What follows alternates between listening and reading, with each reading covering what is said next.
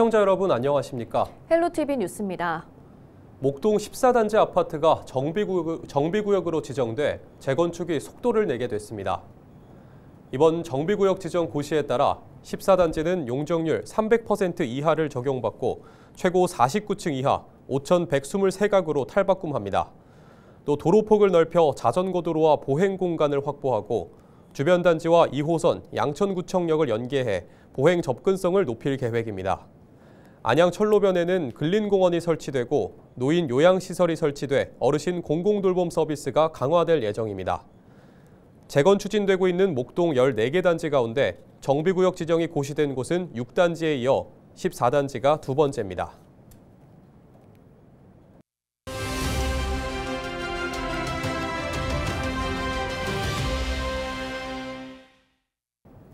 한낮 기온이 크게 오르는 요즘 다양한 안전사고 위험이 높아지고 있습니다. 해빙기 발생할 수 있는 사고와 지켜야 할 안전수칙은 무엇인지 전문가와 이야기 나눠보겠습니다. 양천소방서 최동규 소방교 연결하겠습니다. 안녕하십니까? 최근 얼음이 녹아 안전사고가 발생하는 등 해빙기 사고가 간간히 전해지고 있는데요. 먼저 해빙기는 주로 언제부터인지 설명 부탁드립니다. 네, 해빙기는 겨울철 얼어있던 땅이나 시설물이 기온 상승으로 인해 녹기 시작하는 시기를 말합니다. 일반적으로는 2월 말부터 4월 초까지 이어지고요. 낮과 밤의 기온차가 커서 얼었던 땅이 녹았다가 다시 얼기를 반복합니다. 이러한 과정에서 지반이 약해지고 균열이 생기면서 건축물 붕괴, 도로 함몰, 낙석 등의 위험이 증가합니다. 특히 갑작스러운 온도 변화로 인해 지반이 불안정해질 수 있어 각별한 주의가 필요한 시기를 해빙기라고 합니다. 네, 해빙기에는 주로 어떤 사고가 발생하나요? 네, 위에서 말씀드렸듯이 주로 도로, 하천, 제방 등이 파손되거나 주택이나 축대 등 붕괴나 낙석 사고가 많이 발생합니다. 공사장의 지반이 약해지고 균열이 발생하면서 공사장 주변에서 낙하물이 떨어질 수도 있고요. 산행 시에는 낙석이나 산사태 같은 위험이 발생할 수도 있습니다. 또한 전기시설의 파손에 의해 감전사고 우려도 있으니 항상 해빙기에는 특별히 더 조심을 하셔야 하는 시기입니다. 네, 그렇다면 해빙기에 지켜야 할 안전수칙이 있다면 어떤 것들이 있을까요? 네, 해빙기에는 일단 주변 환경을 깊게 살피고 위험 요소를 피하는 것이 가장 중요한데요. 특히 공사장이나 축대 주변을 조심하셔야 됩니다.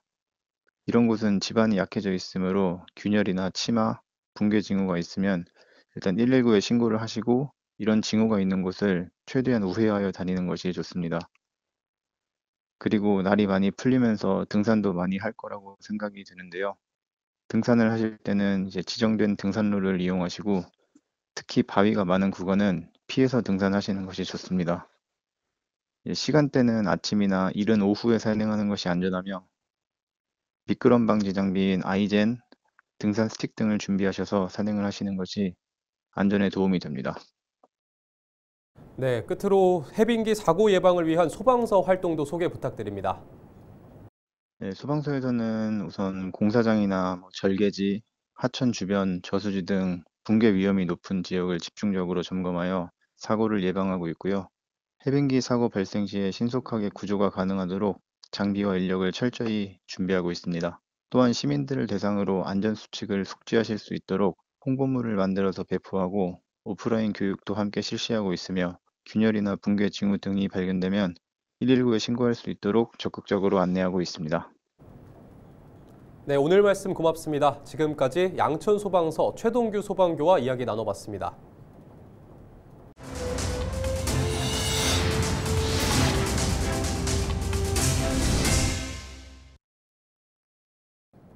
서울시의회가 오는 6월 정식 운항 예정인 한강버스에 대한 점검에 나섰습니다. 서울시의회 환경수자원위원회 위원들은 지난 5일 한강버스에 직접 승선해 준비 상태를 점검했습니다. 이 자리에서 위원들은 한강버스 선박의 선미와 후미에 설치된 안전펜스 높이가 낮아 추락사고 가능성이 우려된다고 지적했습니다. 또 화재나 사고 등 비상 상황 발생 시 탈출을 위한 유리 파괴용 도구가 갖춰져 있지 않다고 밝혔습니다. 이 밖에 화장실 출입문 열기가 어렵고 승객 의자 팔걸이가 얇은 철제로 돼 있어 안전사고 위험이 있다고 지적했습니다. 은평구가 불법 촬영 방지를 위해 공중화장실 현장 점검에 나섭니다. 점검 대상은 공공 민간 화장실로 촬영 카메라가 불법으로 설치되어 있는지 등을 확인하고 필요한 경우 불법 촬영 탐지 기기를 대여할 계획입니다. 은평구가 제11대 청소년 의회에 참여할 청소년을 찾습니다. 모집 인원은 30명으로 학교 추천과 공개 모집을 통해 선발합니다. 은평구에 거주하거나 은평구에 소재한 중고등학교에 재학 중인 14세에서 19세까지의 청소년이면 누구나 신청할 수 있습니다. 청소년 의원은 4월부터 1년 동안 청소년 관련 정책을 발굴하고 제안 심의하는 등 실제 정책 결정 과정에 참여하는 경험을 쌓게 됩니다. 모집 기간은 오는 21일까지며 자세한 내용은 은평구청 홈페이지 공지사항을 확인하면 됩니다. 인천시가 전국 최초로 실행하는 천원주택이 큰 호응을 얻고 있습니다. 입주자를 모집하는 첫날부터 수백 명이 대거 몰리기도 했는데요. 송유찬 기자가 취재했습니다. 인천의 한 연립주택. 방 2개의 거실과 샤워실을 갖춘 22평형 구조입니다. 일명 천원주택으로 사용하기 위해 인천시가 매입한 곳입니다. 유종복 인천시장이 예비 신혼부부들과 함께 천원주택을 둘러봤습니다. 함께한 신혼부부들은 새 집을 둘러보고 내 집 마련의 꿈을 앞당길 수 있기를 희망하고 있습니다. 아무래도 요즘 1인당 이제 매달 들어가는 주택 비용이 지금 70에서 130 정도 가시는데 그걸 이제 매달 3만 원 정도로 줄인다는 건 큰 메리트인 것 같긴 합니다. 여기서 아무래도 6년 동안 살면서 이제 적금한 돈으로 이제 추후에 이제 나라에서 추가적 지원을 받아서 이제 다음에 이제 매매로 넘어가는 게 가장 큰 목표긴 합니다. 천원주택은 하루 임대료 1,000원, 월 3만 원입니다. 보증금도 대부분 1,000만 원대 수준으로 공공임대주택을 빌려주는 인천시의 정책입니다. 첫 임대 기간은 2년이고 최대 6년까지 살 수 있습니다. 신혼부부 임대주택으로 조건을 바꾸고 자녀가 있으면 8년을 더 재계약해 최대 14년까지 계속 살 수 있습니다. 신혼부부나 예비 부부는 물론 자녀가 있는 가정의 주거 안정에 큰 도움이 될 것으로 시는 기대하고 있습니다. 천원주택은 바로 우리 신혼부부들이 가장 힘들어하는 살 곳, 주택을 공공기관에서 아주 저렴한 가격으로 제공함으로써 편리하게 신혼생활을 하고 또 이를 통해서 행복한 삶과 미래 희망을 갖도록 하는 정책입니다. 인천시가 올해 500가구를 공급하기로 하고 본격적인 신청 접수를 시작했습니다. 신청 첫날인 6일 하루에만 600명이 넘는 사람들이 몰리면서 북새통을 이뤘습니다. 혜택이 뭐가 있을까 하고 찾아보다가 지금 사는 것보다 더 싸게 혜택을 주는 게 있네, 더 저렴한 혜택이 있네 하고 찾아본 게 천원주택이어가지고 네. 솔직히 좋은 조건이니까 신청을 하게 됐어요. 천원주택은 혼인신고일로부터 7년 이내의 무주택 신혼부부와 예비 신혼부부, 한부모 가정 등이 신청할 수 있습니다. 신생아를 둔 가구가 1순위, 자녀가 있는 신혼부부는 2순위, 자녀가 없는 신혼부부가 3순위입니다. 이르면 6월 말에 바로 입주할 수 있습니다. 시는 조만간 보증금의 20%만 내면 되는 전세 임대 500가구도 추가로 발표할 예정입니다. 헬로티비 뉴스 송유창입니다. 개구리가 겨울잠에서 깨어난다는 절기상 경칩이 지났습니다. 매년 이맘때면 고로쇠물 채취가 한창인데요. 각종 미네랄이 풍부해 찾는 사람이 많은데 올해는 수확량이 크게 줄 것으로 보입니다. 고로쇠 물 채취 현장에 전소영 기자가 다녀왔습니다. 인제군 상수내리의 한 야산입니다. 봄 날씨가 시작되면서 고로쇠물 채취가 한창입니다. 나무에 구멍을 뚫고 관을 연결하자 투명한 고로쇠물이 방울방울 떨어집니다. 고로쇠물은 낮 기온이 영상 8도 이상 오르는 초봄부터 나오기 때문에 봄의 전령사라고 불리기도 합니다. 저기 영하 5도에서 영상 한 10도 그렇게 되면 그게 좀 물이 잘 나오거든요. 상수내리 일대 고로쇠 나무는 약 1200그루로 매일 고로쇠물 약 9600리터를 채취할 수 있습니다. 고로쇠물이 담긴 통입니다. 해발 300m 위에 있는 나무 약 300그루에 한 호스가 연결돼 있어 물을 한꺼번에 모을 수 있습니다. 이렇게 모은 고로쇠물은 작업장으로 옮겨져 살균 과정을 거칩니다. 필터 6개를 거쳐 불순물을 걸러내고 살균 처리 후 숙성에 들어갑니다. 고로쇠물은 각종 미네랄이 풍부하고 뼈에 좋은 것으로 알려져 인기가 좋습니다.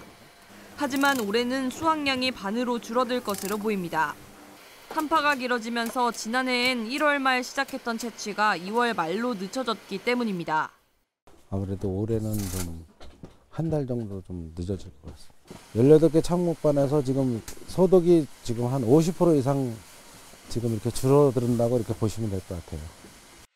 올해 인제 고로쇠물 채취는 이달 말까지 계속됩니다. 헬로티비 뉴스 전소연입니다. 신분증이 내 스마트폰 속에 쏙 들어오는 모바일 주민등록증 시대가 열렸습니다. 거주지 행정복지센터에서 신청할 수 있는데요. 오는 28일부터는 전국 행정복지센터 어디서나 발급받을 수 있습니다. 신병균 기자가 전해드립니다. 대구 동구 안심3동 행정복지센터 모바일 주민등록증 발급 창구. 신청서를 작성하고 주민등록증을 제시합니다. 스마트폰에 대한민국 모바일 신분증 앱을 설치하고 QR코드로 접속해 안면 인식 등 본인 확인 과정을 거칩니다. 잠시 후 주민등록증이 스마트폰 속에 저장됩니다. 모바일 주민등록증은 공공기관이나 금융기관, 병원 등에서 실물 주민등록증과 동일한 법적 효력을 갖습니다. 근처 그냥 편의점 갈 때도 좋을 것 같고, 뭐 병원 진료를 본다거나 주변 뭐 금융권에서 은행 업무를 본다거나 그럴 때도 스마트폰만으로도 다 업무를 볼 수 있어서 그 점이 되게 편할 것 같습니다. 모바일 주민등록증은 주민등록증을 지참하고 거주지 행정복지센터를 방문해 신청할 수 있습니다. 발급 방법은 QR코드 방식과 IC칩 방식 두 가지입니다. QR코드 방식은 비용이 들지 않지만 스마트폰을 바꿀 경우 다시 신청해야 합니다. IC칩 방식은 스마트폰을 교체해도 다시 인식시켜 사용할 수 있지만 비용 10,000원을 내야 합니다. QR코드 방법은 주민등록증을 소지하여 바로 주민센터에 방문하여 발급받으시고 유효기간은 3년이므로 3년이 지나면 다시 주민센터에 방문해서 재발급받으시면 되고요. IC칩 주민등록증은 휴대폰에 등록이 바로 발급 가능하기 때문에 따로 방문하실 필요는 없습니다. 모바일 주민등록증은 오는 28일부터는 전국 행정복지센터 어디서나 발급받을 수 있습니다. 헬로티비 뉴스 신병균입니다. 양천 TNT-FC가 코리아컵에 출전해 프로팀을 잡는 아마추어 팀의 반란을 준비하고 있습니다. 양천 TNT-FC는 8일 저녁 7시 서울 효창운동장에서 K4 리그팀인 거제시민축구단과 코리아컵 1라운드를 치르게 됩니다. 양천 TNT는 지난해 5부 리그 서울권역 우승을 통해 코리아컵 출전권을 따냈으며 내년 K4 리그 진출을 준비하며 프로를 이기는 아마추어 팀을 꿈꾸고 있습니다. FA컵으로 불렸던 코리아컵은 K리그 1부터 K5 리그까지 프로와 아마추어 모든 팀이 참가하는 명실상부한 한국 축구의 최강자를 가리는 대회입니다. 서울시가 노인 요양시설인 안심 돌봄가정 보조사업자를 모집합니다. 안심 돌봄가정은 서울형 노인 요양 공동생활가정으로 기존 복도식에서 발생하는 사각지대를 최소화하고 1인에서 3인실 위주의 생활실과 공용 거실로 구성됩니다. 공간을 집처럼 구성해 어르신들에게 정서적 안정감을 줄 수 있다는 장점이 있습니다. 서울시는 올해 5곳을 추가 선정하고 2030년까지 170곳으로 늘린다는 계획입니다.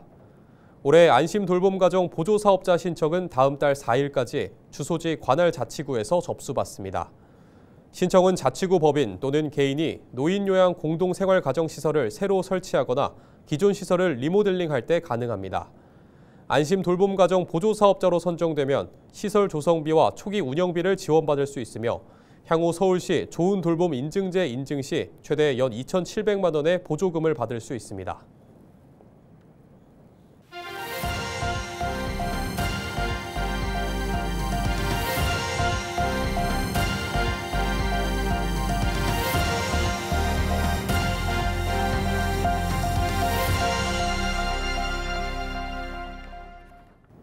이상으로 뉴스를 마칩니다. 시청해주신 여러분 고맙습니다.